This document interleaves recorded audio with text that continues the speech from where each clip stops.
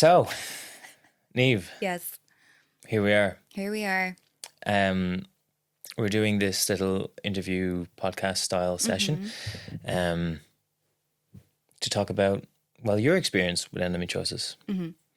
Obviously, we're making a film We are together. Indeed. We are. And we thought it would be nice for our audience and people to kind of get to know your story a little bit better. Yeah. Yeah. I think that's good. It's And important. so, and also at any point, just feel free, next question. Next question, please. Yeah. Cool. I'll try to be as open as I can. Yeah. Yeah. Well, thank you. Yeah. It's scary. Of course it is. Yeah, it's scary. Because It is. obviously it's your story, and a lot of the film is interlinked to you. Obviously the reason for writing it and stuff. Okay, so first thing I kind of want to ask you is, okay, can you describe when you first started experiencing symptoms and what they were like? I've been sick pretty much my whole life, but I think when it really started to kind of get bad was when I was about 10. Okay. Yeah, so I would be getting a lot of tummy pains, a lot of vomiting, fatigue, and I got diagnosed with an underactive thyroid at the time, which they thought this was sorted out, but no. But then obviously when puberty hit, things kind of got a little bit more intense. So all throughout school, secondary school, I was sick, and doctors just didn't know what was wrong, and because they didn't know what was wrong, it was kind of brushing, so I kind of ignored it. And what would you tell the doctors? What was the symptoms you were telling them? Mainly at the time it was like period pain, which is annoying to say because endometriosis is not just period pain, and in fact for me it's the least of my worries. Yeah. But at the time that's what I understood. That's what I was being told. This is what this is. Yeah. So, I'm having period pains all month, apparently. And then when I'm on my period, it's worse. Yeah. So I just thought I was having period pains all of the time. Okay. So I was just thinking it was that. And then, of course, in secondary school, there's a lot of other things going on. Yeah. And it's hard enough as it is. So I think I ignored a lot of the symptoms in secondary school in a way. And kind of the mental impact of it probably hit me a lot more when I think about it now, and then the physical side of it, because I was just trying to be cool or go out with my friends, or Did you feel like you subdued a lot of it when? I think so. I think so. And because the doctors were telling me there's nothing wrong, I was like, okay, so there's nothing wrong. So I missed so much school. So much school. Yeah. Roughly, what were we talking here? Oh, God. I don't know how my parents did it. I really don't. I think first to third year, I kind of powered through, but those final 2 years, because I skipped TY because I hated school so much, I really don't think I went in much at all.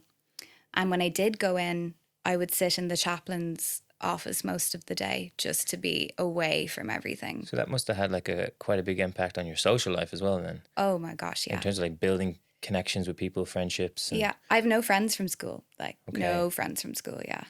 There's one or two that if I bumped into people, I would talk to them, but no, I don't have those long-term friendships that a lot of people have from school. And obviously at that point in time, because obviously it's quite a large percentage of people who can potentially, have endometriosis, but did you obviously at that point you don't know that you had it? And no, sure, I didn't even know the word until what? When did you first hear of the? I can't even think of when I first heard the word endometriosis. I think when it really started to kind of sink in that, this is something, would probably be just kind of before lockdown. Okay. Maybe about a year before lockdown, because I remember I was meant to have my surgery and then I got a letter because of the lockdowns. I wasn't going to get my surgery, and that was traumatizing. But I remember then during lockdown, that's when the full focus and learning that I had to do by myself happened. Yeah. And how long did it take you then in total to like get an actual diagnosis? Well, technically 12 years, maybe more, because the symptoms, even though I didn't know what they were, that, that's how long it's been as bad as it is. And it's just getting worse as I go on. But I remember for a few years coming back and forth from London when I was living in London with crazy pains, crazy fatigue, not understanding, going to every different specialist. And then with endo, I think I got my official diagnosis would have been, when did we film? That was what, 21 or 22? 21. Yeah. So it's been a long, long road. Yeah. Yeah. Because I moved to London in 2016. But even before London, I was missing college and stuff, hospitals. And so then when you first started to like get a diagnosis, what was some of the reactions of people around you? Like my family Yeah, and my family. friends. Relief was a big one when I finally had it on paper in a way. But fear as well, Yeah. because they know from what I've been telling them the lack of support that I can get here. Well, I'm being told I can get ablation surgery but I've had that before and it's not done anything. Helps some people. So there's a lot of overwhelm because they know, yes, she has the diagnosis, but what can we do when the doctors aren't doing anything? And there are good doctors, and my family have witnessed good doctors, but they see that the doctors are also frustrated because they can't do something. Yeah. So that my parents in particular, I do feel for them because they just want to help, but they can't. So the reaction was relief, but fear for sure. And how did you feel? Like, did you, like in that moment when you first kind of, you had a definition to kind of like...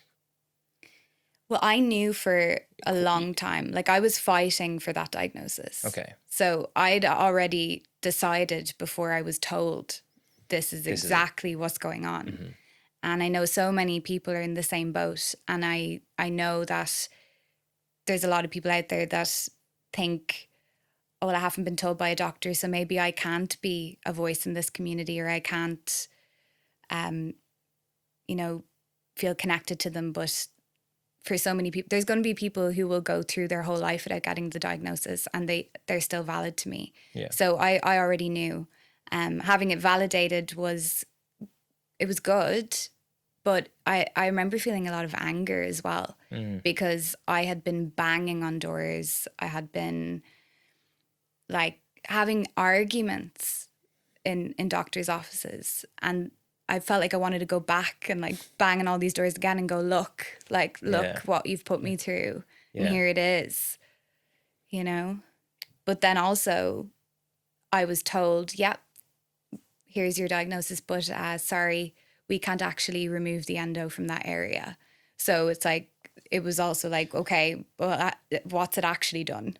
Yeah. This diagnosis, yeah. And then obviously in Ireland, what were the options that was presented to you? Honestly, not much. I had a lovely surgeon. I'm not going to mention any names of surgeons, but I did have a lovely surgeon who, he kind of said, look, I'm going to pass you on to another specialist in this specialist in this area, because I unfortunately can't help with bowel endometriosis. And I know it's very tricky. The bowel is a tricky thing. So I was happy about that. But then that surgeon, who was the last surgery I had, he said he couldn't do anything, and then just threw all these really intense pills on prescription to me. I have not taken those pills because I don't want to take something that's going to be just masking something that can be fixed. These are pills that are going to have a potential impact on my mental health, impact on mobility, my nerves. Like, so the options that were presented to me were, it kind of felt like, here's your goodie bag after the party, now off with you, kind of, not an actual solution. Okay, yeah. Yeah. If that makes sense at all. No, it does. It Yeah. just was like, all right, off you go. Yeah. And when I voiced those concerns and fears about the particular things that were being offered to me, or the injections that were being offered to me, I wasn't even given the chance to have that conversation. I was just told to be quiet, basically. You know, I was actually told, the words that were used were, oh, I've seen this before. People with endometriosis coming in here and they make it their whole life now that they know they have it. And I'm like, well, I don't want this to be my whole life. It's not something I chose. No, it's not something I chose. And it's not my identity either. No. Let me just say that. It made me feel like, okay, this person who's saying they're an endometriosis specialist is saying endometriosis patients are annoying and are a burden for wanting to ask questions about the treatment that is being offered by them as a specialist. I should have the time Absolutely to ask those questions. It's your body. You want to know what is going to be affecting it. How is there anything that can alleviate the pain? What are my options? And if someone's being dismissive or in any way sort of, you know, making you feel devalued or rushed, exactly, here, sign this, do this. You want to know it's your body. You want to know what you're putting into it. And I remember going back to my GP with the prescription to talk about it, and my GP is amazing. And my GP said, Niamh, I don't think that you taking one particular thing that was offered to me is a good idea. Okay. So yeah, that's scary too, when you're being told by a specialist this, and then your GP's going, who knows you, I know your history, this is not good for you. And then did you, throughout your research, then kind of look into what other options other countries are? Yeah, for sure. I mean, the community is amazing. Yeah.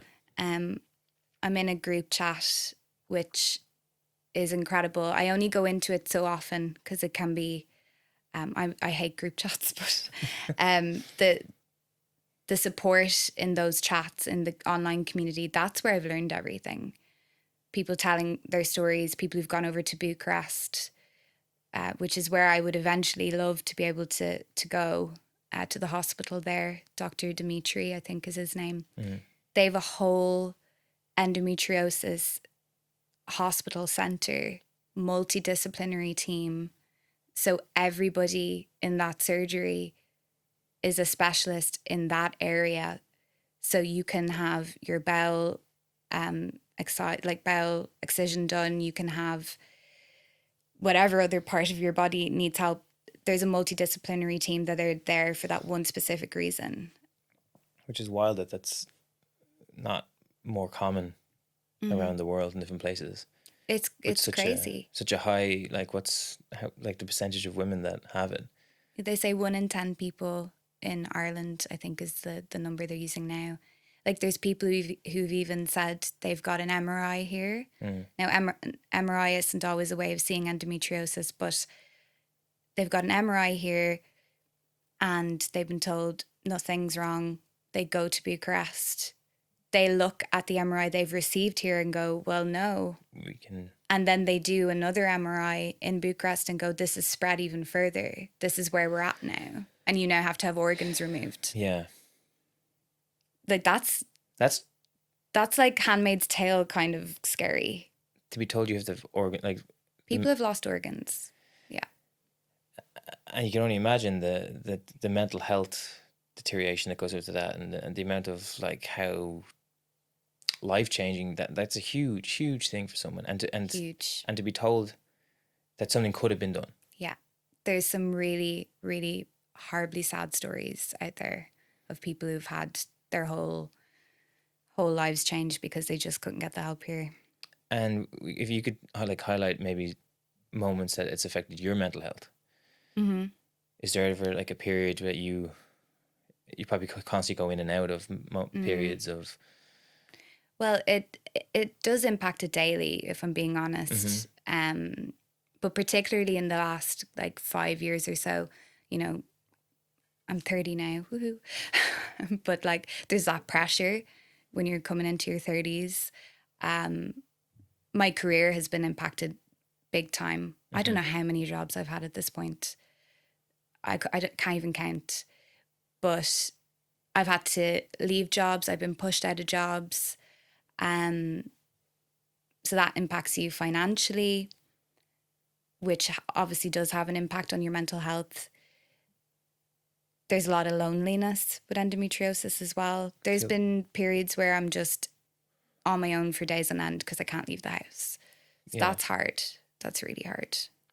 I guess the isolation, then you don't want to feel like you're being a burden to anyone to constantly like reaching out, or, you know, I can only imagine how. And people, I see it all the time. I'm so lucky that the people I have around me are incredible. I have a very small group of very good, very, very good close friends. My partner is amazing. My family are amazing. But I see it in their face. I see them going, I don't know how to help. And I don't have the answer to that question either. Yeah. So it's hard when you want to express how you're feeling.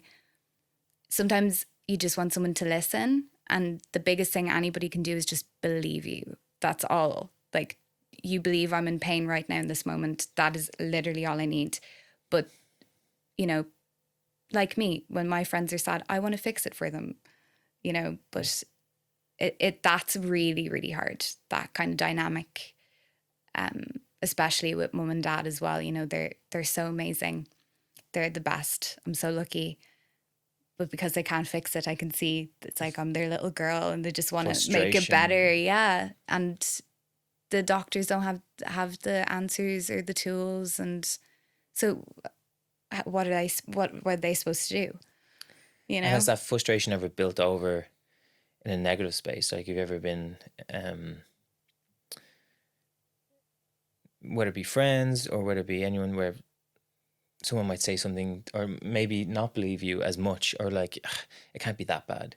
I don't think I've ever had my very close people in my life not believe me. I think sometimes I used to get frustrated. Now I've gotten better. I used to be very angry about it. I'm still angry, do not get me wrong. I'm very angry about how endo is treated in Ireland. But I used to get angry when people would send me, let's say, an article. And they're like, oh, like, have you read about this? And I'm just reading so much misinformation, so much, sorry for swearing, but like shite, like crap. It's like, if it would make my blood boil, like I could feel my body shaking reading it. But that's just them trying to help. Like they don't have they're not like me doing my research, making sure I'm reading the right medical studies, reading the right sources. They just see an article online or they see a TV segment and they're like, oh, did you think about this diet? Yeah. Look, they're talking about this, or yoga. I'm like, do you think if yoga would work for me, that, do you know? And but I have to sit back and go, they're trying to help. Their intention is good. Like, even when we started this and doing my own research, you know, like, and the amount of times you've kind of directed me in the right direction to, like, no, this is kind of where you need to be looking, not this is. And why do you think there is so much misinformation out there? I think, first of all, it's a lack of education on the subject. Macha are doing amazing things. Kathleen King, who I know you know I love. She's going around, her and her team, to primary schools, teaching young people about, you know, endometriosis and period health as well. So I think that lack of that kind of thing has not helped. The doctors are not being given I'm not sure how it works, but like funding or time to study it more in depth, or, you know, branch out in terms of what they're specializing in. But I think unfortunately, there's pros and cons to how much it's being spoken about in the media now. It's really being spoken about at the moment. I'm hearing a lot more. So much more. It's kind of overwhelming. Yeah. But the media, I guess it's like a cash grab at times too. So they just get any, random Joe off the street to come in who says they know about it. And people who are just at home and who've never heard about it before, they're just going to see this specialist on TV and go, oh, they're a specialist, so they know what they're talking about. The studies are very old as well. Like, I think I shared with you what was happening in Australia, where they're basically going to stop people from going for laparoscopic surgery, which is like dark ages stuff. Yeah. So they're looking at old studies. I don't have the answer to why there's so much misinformation. It's a scary, like, kind of topic. Yeah. I'm sure that the frustration can boil over, like, in the community. Oh, big time. Especially when things go viral now, So people just, they'll be scrolling and, not everyone has the kind of time or tools to go, is this correct? And even if they want to learn if it's the right information, where do they look? Social media is amazing, but it's also one of the it can go both biggest ways. Culprits. Yeah, big time. Especially when, which it's great to see influencers speaking about it. And I think that is so amazing. And I'm so happy about that. But then you see some influencers. I remember watching a girl over in the States who has endometriosis. And I wanted to reach in and hug her because I'm like, you don't even know. Like, you're saying all this misinformation, but you have this condition. And I just wanted to, like, reach out and, like, give her a hug and be like, hey, maybe read this. Yeah. Because what you're saying is not accurate and you're not being treated correctly by your doctors, and there are better things that you could be doing. It's not her fault, No, this is the thing. It's just an educational. It's nobody's fault. Yeah. Yeah. Well, it's somebody's fault. And what about, like you said earlier on, that, you can't count the amount of jobs that you've had and stuff. And how do you feel maybe employers and could look, like, is there any stories that you have that employers can basically take a lesson from? I think there needs to be more of a space to, if somebody comes in with a condition that you don't understand, instead of just going, okay, we'll write that down on your HR file or whatever, even if that's just an hour, sit down with who you've employed and go, okay, what are the things that we can do? What are the compromises that we can make? Like, it's give and take, instead of, oh, you've called out sick for the 5th time in 2 months. Now you have to have a disciplinary. It's crazy to me. Even if you've doctor's notes, like, gosh, I don't know how many doctor's notes I've had written at this stage, but it's really embarrassing to call in sick. I hate calling in sick. Your pride as well, like, there's so many factors to it. Yeah, I grew up in a family where you work and you earn what you get in life. And that's not been a bad thing that I was raised that way. I love working. I'm a very hard worker. I want to work. And when I am working, I'm very, very 100% in it. And I put everything into what I'm doing. So it's hard when you have to call up. It's embarrassing. And then having to hand in a doctor's note or having to have the same conversation over and over again. Why were you out? Well, I can't, like, give the answers to these things all the time. And it's embarrassing. Yeah. There's a lot of shame with that side of it. Absolutely. So I think employers just need to be a little bit more open to just having a conversation, first of all, but looking at how they can, help you while still running a business or whatever it is that they're doing. Yeah. I love what I'm doing now where I work now. They're amazing. And it's creative. And it's been so lovely to be able to have the choice to work from home if I need to, or if I need to go home early and make up for those hours another day during the week. Yeah, it's the work is still done. Yeah. You know. And then I guess one area you didn't really touch on is maybe the hardships of like on personal relationships. So like have you had partners in the past, or how do you navigate that? That's a tough one. I think I've never had really a serious relationship while I knew what was going on, like the word endometriosis. But yeah, I think if your energy's low, or if you might be a bit more irritable, if you're feeling fatigued, or if you're in pain, or sometimes even just a little thing like, hey, I need help with this today, and they just lose it. Like I've had that, you know, I've had that for sure. I've definitely had people manipulate the situation as well, kind of make me feel like I'm trying to be a victim, which is like the opposite of what I ever want to come across as. Yeah. My partner now is amazing. He's incredible. Educates himself, helps when he can, so understanding, and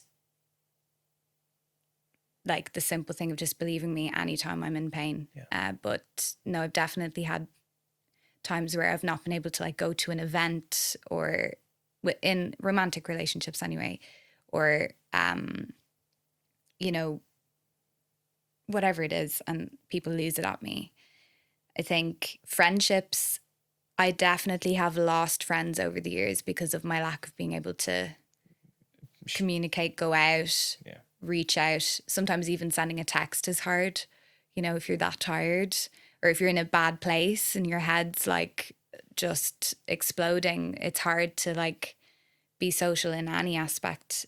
So I definitely feel like I probably could have had a lot more friendships if this wasn't part of my life. Which can then lead back to the isolation. Big time. Isolation's a huge one. I know for me anyway. Everyone has their own experience with it, but loneliness is probably the biggest thing that it's done to me. And then say for someone who maybe just got a diagnosis, or they're kind of figuring out what their body's going through. How did you find your like tribe, your connection, your people, the community? I think I was lucky because it was kind of over lockdown where I just was able to have the time to like do my own research, and that's when I found my tribe. I think reach out to people in the community. Like the advocates are amazing. I don't know how they do it. You know, I really don't. They're so incredibly willing to give their time. They're always, you know, calling out misinformation, calling out, you know, TDs, putting their energy into it. Join the group chats. Make sure you're following the right people. And if you feel like you're confused, ask questions. Kathleen King is amazing. She is incredible. Sarah Jane vlogs as well. And, you know, Sarah Rose, Orla, Quirk, Warrior is a queen. She's incredible. There's more that I'm not naming because my brain is not good to remember all the names, but those advocates are just, I'd be lost without them, honestly. Even if I'm not reaching out to them, which I don't reach out very often, but anytime I have, they've given me a space. But just seeing them being active online and validating our experience, that's enough. If you're seeing that, that'll make you feel better. Yeah. Yeah. I guess that kind of leads to like last kind of question of what would you like for the future of Ireland in relationship to endometriosis? Like, what do you... Well, we need real endo specialists. Okay. We need specialists that are dedicated to just endometriosis. There are people who kind of have their foot in it and other things, and please don't get me wrong. I have had amazing experiences with consultants and surgeons, but their energy is being pulled in many different ways. We need a centre of excellence. That's what we need in regards to this. It impacts so many people in Ireland. We need a space where we can go knowing when we walk in the door, we'll be believed that we're in pain. Even if it's not endometriosis, if you're walking into a place going, I'm in agony, it's impacting every element of my life, that you know that the doctor in front of you is going to go, okay, what are we going to do about it? Yeah. Instead of having to argue with them. We need somewhere like that.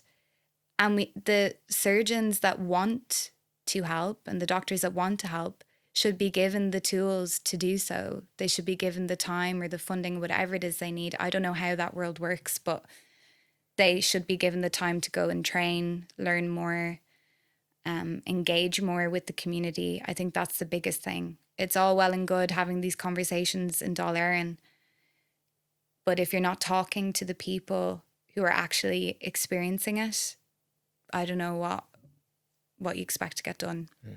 You know, I went to a talk there with Senator Marie McCormick, and Mary Lou was there as well, and a group of people got up to speak about their stories. And when I say you could hear a pin drop the whole night, the impact of just hearing other people's stories, seeing people within government really engaging and listening, that was huge. That's what we need more of.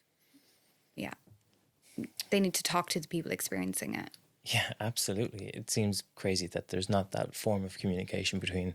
Yeah, not men in suits, you know. That's not what we need. Because it does feel like money a lot of the time. That's and here I go, but the patriarchy, you know, oh, women are in pain, that's normal. Well, you know. Yeah. And may I add as well, women in pain, absolutely, but this affects more than that. The trans community as well. Can you imagine how much more difficult it must be for a trans person that is experiencing this? I've met trans people with endometriosis who the barriers they face, people of colour as well. So there is so much we could go into. It's a very layered. Yeah, and it's scary. And a lot of people, I think, just would rather not deal with it. You know what I mean? Like this, especially in the government, and like as soon as you bring in like the gender equality, they're like this. It's easier just to put it under the carpet for now. Yeah, God forbid we talk about anatomy. You know, right? Like we dare say what's going on with our actual bodies. Mm-hmm. And I think the biggest thing in Ireland as well that needs to be recognised is that it is a full body condition. It is not just the reproductive area. And I think that's a huge thing in Ireland that's being misoverlooked, because like me with my bowel, I've not been able to get anyone to help with that, because they're like, what, endo on your bowel? Yeah. What? I think it was early on we first started working together. I think I typed something in ChatGPT and I was like, what should I ask Niamh? Like, what I was trying to get like research understanding. It was like, at first thing, it just kept coming back with like period pain. And I was just like, after learning about it, I was like, oh wow, there must be so much misinformation out there. So much. That even an AI bot is taking all that information and kind of reproducing it. Even me sitting now with my legs bent, I'm sore. Yeah. Because I'm not stretched out. Yeah. Or like fatigue, vomiting, brain fog. They have found it on every organ in the body. And that's not being recognised enough in Ireland. Yeah. They're just looking at the reproductive area, which of course it impacts, and it, like that alone, you know, reproductive health in Ireland is just not good anyway. So yeah, it's a long road, I think. And I guess we should bring it back a little bit to Macha, the short film that we're hoping to produce. Yeah. very shortly. And I guess we hope to explore those kind of themes and showcase a little bit of that throughout the journey of our central character. And I guess why Macha? I guess we'll just touch on this really quickly. Well, first of all, I was not seeing enough kind of narrative-driven media towards endometriosis, and the stuff that I did see was very, it's great, but not really showcasing how it impacts relationships in your life. How, like in our story, the father feels helpless, and how that impacts him. Yeah. And I've always loved folklore and Macha. I read her story and I just said, whoa, that is such representation of what it's like to stand in front of someone more powerful than you and say, hey, I need help. Yeah. And then be forced to do things that are completely out of the realm of what you're physically capable of doing, and how you're just pushed until you either like collapse out of complete fatigue. You could lose an organ because you've been pushed, like your mental health. You're just constantly being pushed by these doctors who say they want to help people, but they're not. They're just making it worse. And I think it's a good way for people to learn about endometriosis in a new kind of lens. I think watching a film sometimes about a medical topic can be a bit overwhelming for people to like learn. Whereas if there's that kind of folkloric element, it's a way of them maybe understanding those feelings in our body, the emotions, how big it is as well, how big endometriosis is, and like that kind of mythological world. Like there's so much can be done in creating an atmosphere of, fear, horror, pain. And also Irish folklore is kind of badass. So yeah, Macha, the goddess of war and fertility. She's very cool. And I relate to her a lot. I think about her every day, in fact. Yeah, I do. That's so lame, but I do. Yeah. I guess last but not least, where can people help, or where can people follow? Yeah. Well, our Instagram is Macha_short_film, since they wouldn't let me put any full stops in there. And the GoFundMe link is on there. We're hoping to have a website soon. I know we're working on that. But you can reach out to me as well. Niamh.mahoney.actor on Instagram. And even if you can't support the film, if you want to talk about your own experience with endo, I'm a friend. I can put you in the right direction, send you to the right people. And if you can't support our GoFundMe, a share would be amazing. If you know anyone that would be able to, give the film a push, share it with them. Absolutely. Yeah. We go a long way. Yeah. It's hard to make a film. It's not the easiest thing you'll ever do in your life. Especially if you want to do it right. That's Yes. the thing. Yeah. We want to do it right. Yeah, it's hard. Well, Niamh, thank you so much for talking to us today. And thank you. I look forward to when we actually finally get to get this film over the line. We're almost there. We just need a little bit more help, I think. Yeah. And thank you to everyone who's listened to Niamh's story. And yeah. And thank you for not making me cry. I thought I was going to cry today. No, so here we are. I wasn't going to poke too hard. All right.